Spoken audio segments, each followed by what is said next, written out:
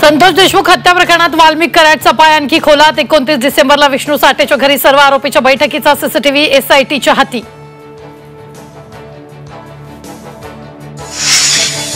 खंडणी आणि संतोष देशमुख हत्या प्रकरणाचा तपास आणि खटला मुंबईत चालवा। सर्व आरोपींना मुंबईच्या जेलमध्ये शिफ्ट करा। सामाजिक कार्यकर्त्या अंजली दमानी यांची झी 24 तास कार्यक्रमात मागणी।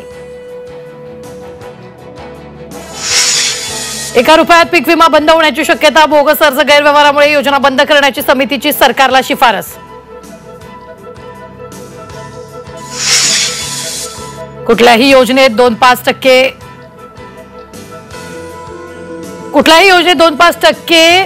गैरव्यवहार होतच असतो। कृषी मंत्री माणिकराव कोकाटेंचा अजब दावा। गैरप्रकार झाला म्हणून योजना बंद करणं संयुक्तिक नसल्याचं मत।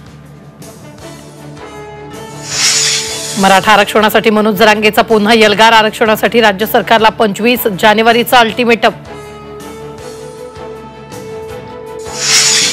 दाओसमध्ये पहिल्या दिवशी राज्यात 38,750 कोटींची गुंतवणूक। कल्याणी समूह गडचिरोलीत 5,200 कोटीचा प्रकल्प उभारणार।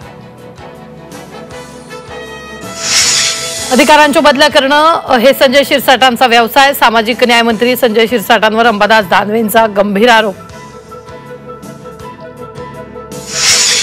बीड जिल्ह्यातील आष्टीत एका कुटुंबाला एचआयव्हीच्या अफवेमुळे वाळीत टाकल्याची घटना।